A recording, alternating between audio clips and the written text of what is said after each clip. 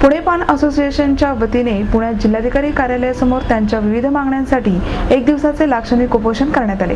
महाराष्ट्र राज्य शासनाने सुगंधित तंबाखू आणि सुगंधित सुपारीवर घातलेल्या 1 वर्षांच्या बंदीविरुद्ध पुणे पान असोसिएशनच्या पदाधिकाऱ्यांनी एक दिवसाचे लाक्षणिक उपोषण केले। महाराष्ट्र शासनाच्या आडमोठ्या धोरणामुळे पान व्यावसायिकांना आर्थिक अडचणी आल्या आहेत। तसेच काही दिवसांवर दिवाळी आली असून पान व्यावसायिकांना मात्र अजूनही आर्थिक अडचणींना सामोरे जावे लागत आहे। पान व्यावसायिकांनी वेळोवेळी त्यांच्या मागण्यांचा पाठपुरावा करूनही महाराष्ट्र शासन पान व्यावसायिकांच्या मागण्यांची काही सुद्धा दखल घेत नाही। यासाठी पुणे पान असोसिएशनने पुण्यात जिल्हाधिकारी कार्यालयासमोर एक दिवसीय लाक्षणिक उपोषण केले, असे पुणे पान असोसिएशनचे अध्यक्ष शरद मोरे यांनी सांगितले। महाराष्ट्र शासनाच्या विरोधात अत्यंत उग्र आंदोलनाच्या पावित्र्यात पान व्यावसायिक उभे ठाकले आहेत।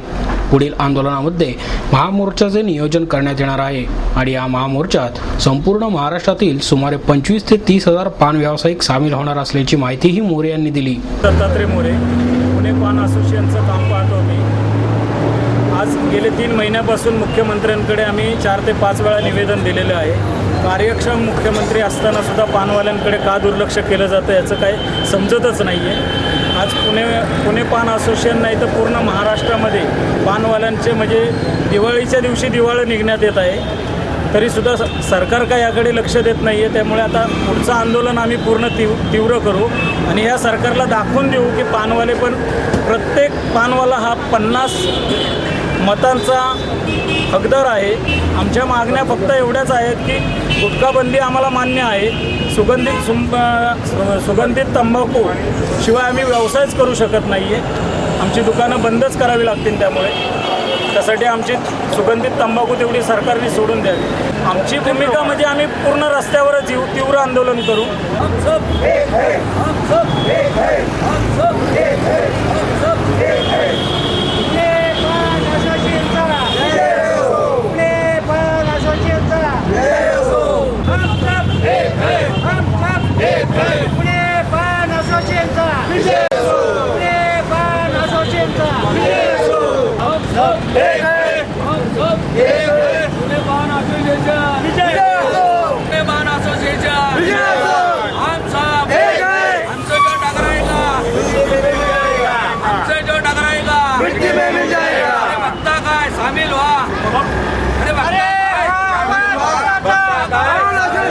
हमसे क्यों टकराएगा?